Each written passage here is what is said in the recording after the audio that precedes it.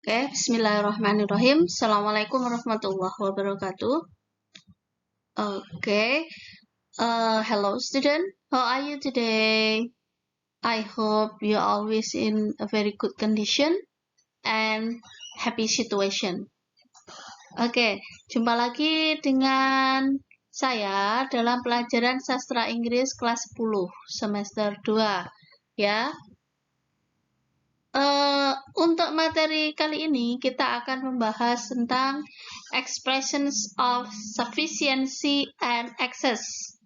Kira-kira apa ya artinya ya? Ya, expressions of sufficiency and excess itu maksudnya adalah ungkapan kecukupan. Sufficiency itu ungkapan untuk menyatakan kecukupan dan berlebih-lebihan. Berarti cukup dan berlebih-lebihan ya. Oke.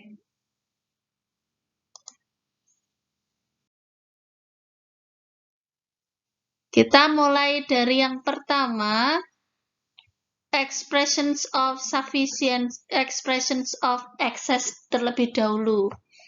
Expression of excess, berlebih-lebihan. Ya. Kata yang kita gunakan untuk mengungkapkan ungkapan berlebih-lebihan itu kita menggunakan kata to, ya, yang artinya terlalu. Oke. Bagaimana penggunaan dari to di sini? Ya, penggunaan dan fungsi dari to. Yang pertama fungsi dari to adalah to express an excessive. Ya, untuk mengungkapkan excessive. Excessive itu berlebih-lebihan. Excessive means greater than what is normal or necessary. Excessive itu artinya lebih besar atau lebih banyak daripada ukuran normal atau lebih banyak atau lebih besar dari yang dibutuhkan. Oke, contohnya kita normalnya kalau makan itu 1 piring, tapi kalau misalkan ada kita disuruh untuk makan 20 piring, itu berarti kan lebih dari normal atau lebih dari yang dibutuhkan, seperti itu. Oke, contohnya, the tea is too hot to drink. Teh ini terlalu panas untuk diminum. Ya, berarti saking panasnya teh itu tidak bisa diminum. Ya, ingat, excessive atau ungkapan terlalu di sini mempunyai dampak yang tidak baik. Ya, saking panasnya teh itu tidak bisa diminum. Dengan kata lain seperti itu. This t-shirt is too tight. Kaos itu terlalu ketat. Berarti kalau terlalu ketat itu mungkin tidak bisa dipakai ataupun dipakai pun tidak nyaman gitu loh. The car is too expensive for me to buy.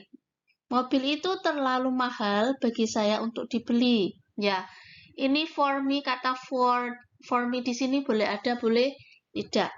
Ya, mobil itu terlalu mahal bagi saya untuk dibeli. Saking mahalnya saya tidak bisa membeli mobil itu. Maksudnya begitu.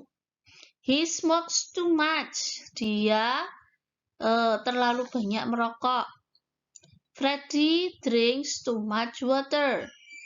Freddy minum terlalu banyak air. She speaks too fast. Dia berbicara terlalu cepat. Jadi kalau orang berbicara terlalu cepat biasanya itu sulit dipahami.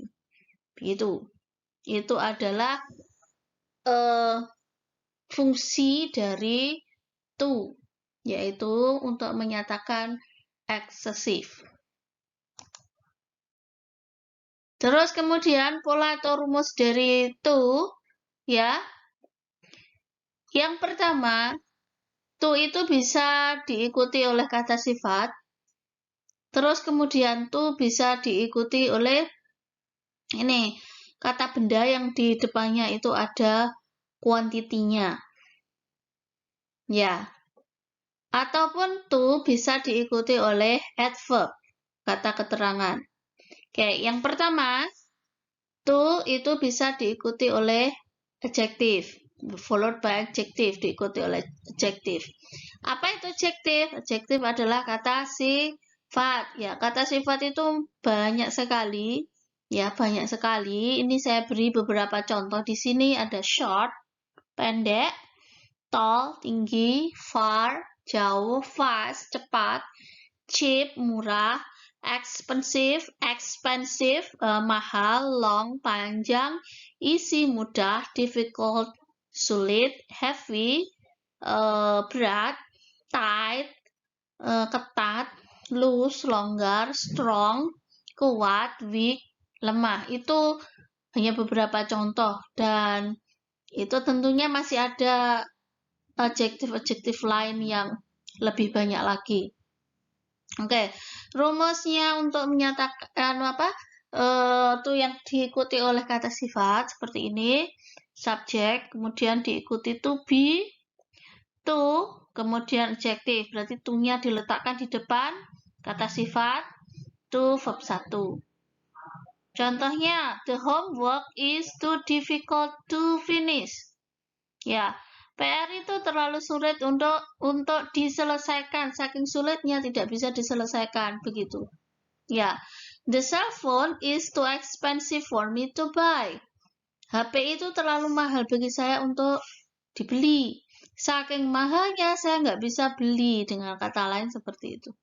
Ya, the woman is too weak to walk. Perempuan itu terlalu lemah untuk berjalan. Ya, to walk ini to verb 1. Nah, saking lemahnya dia nggak bisa berjalan. Oke.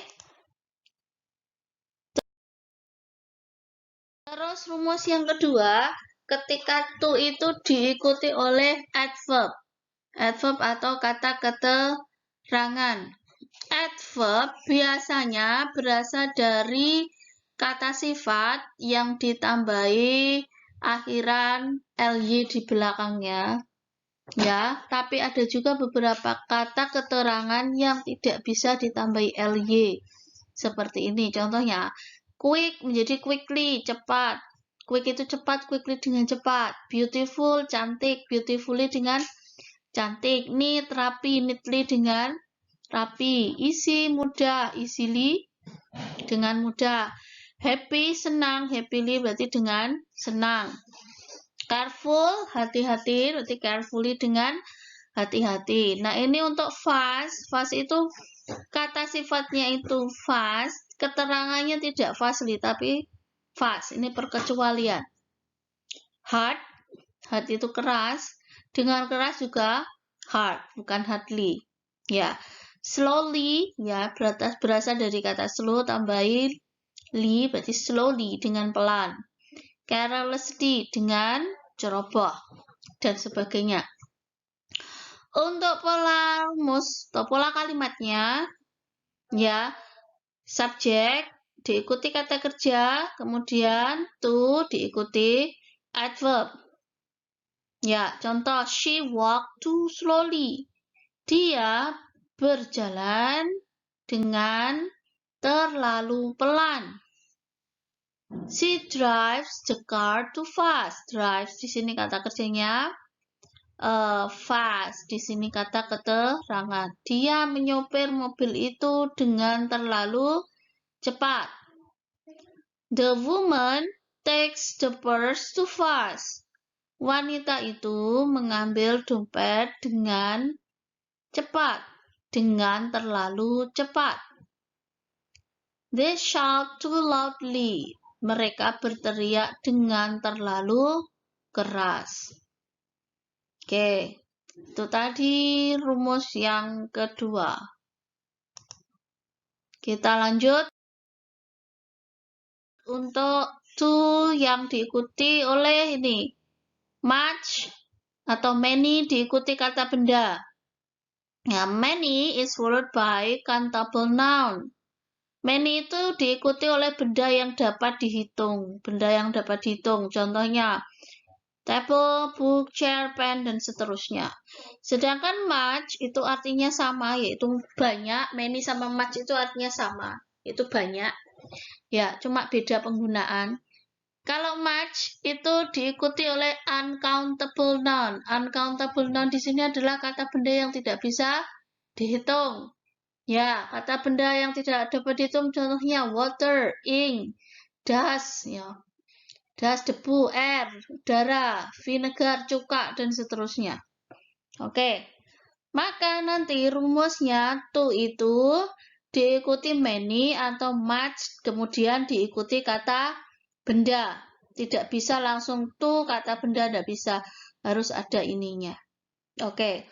Contoh, there are too many people in the hall. Ada terlalu banyak orang di aula. She put too much salt in the soup. Dia memasukkan terlalu banyak garam di dalam sup itu. Kalau terlalu banyak berarti akhirnya keasinan gitu supnya ya. Oke. Don't give too much money to the children. Jangan memberi terlalu banyak uang kepada anak-anak. Oke ya, di sini bisa dipahami? Oke, saya lanjut. Nah, sekarang kita memasuki pada ungkapan sufficiency. Sufficiency kecukupan. Kalau yang pertama tadi excess, berlebih-lebihan. Tapi kalau yang kedua di sini adalah sufficiency, kecukupan. Kata yang digunakan untuk mengungkapkan kecukupan, kita menggunakan kata enough. Ya, tulisannya seperti ini, tetapi bacanya enough. O sama U-nya dibaca A, G-nya dibaca F. Enough, jangan enough ya, enough. Artinya cukup. Ya. Ini nanti enough di sini nanti fungsinya adalah untuk to express sufficiency, untuk mengungkapkan atau menyatakan kecukupan.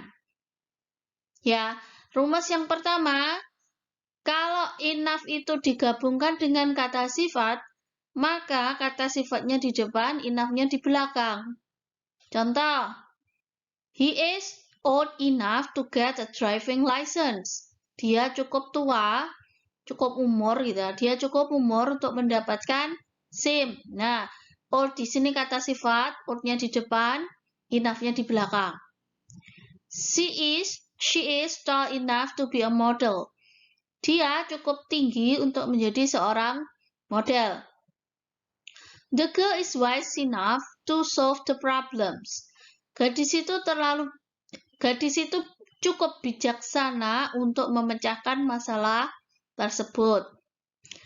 The room is big enough for 10 people. Ruangan itu cukup besar untuk 10 orang. Begitu. Oke.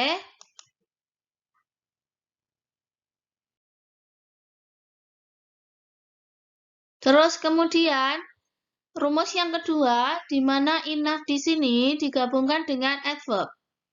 Ya, ketika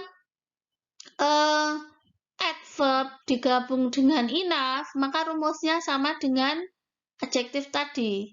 Adverb-nya di depan, baru enough-nya di belakang. Tapi kalau diartikan ke dalam bahasa Indonesia, enough-nya di depan, baru adverb-nya. Begitu. Contoh, the sun shines brightly enough today. Matahari bersinar cukup, ya, dengan cukup terang. Dengan cukup terang hari ini. Ya, brightly, ini kata keterangan. Ya, enough-nya di belakangnya kata keterangan. The teacher explains the lesson clearly enough. Guru itu menjelaskan pelajaran dengan cukup jelas. She spoke loudly enough. Dia berbicara dengan cukup keras. The man observes the picture carefully enough.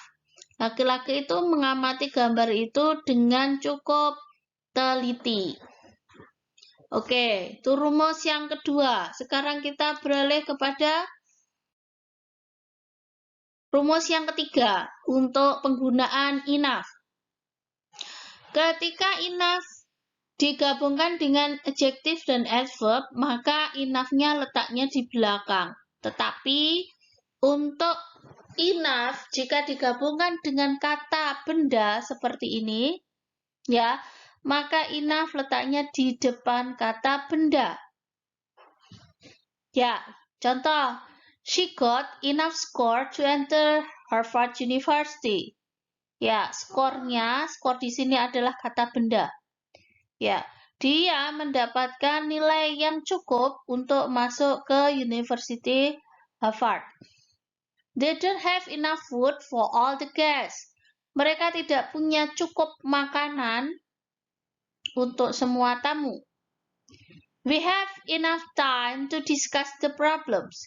Kita mempunyai cukup waktu untuk membahas masalah itu. We give them enough food and drink. Kita memberi mereka cukup makanan dan minuman. Oke. Saya kira sampai di sini untuk pelajaran tentang expressions of sufficiency and excess. Semoga bermanfaat dan bisa memberikan pencerahan bagi anak-anak semua, khususnya kelas 10 dalam pelajaran sastra Inggris. Oke, jumpa lagi dengan saya pada pelajaran-pelajaran berikutnya. Saya akhiri, Assalamualaikum warahmatullahi wabarakatuh.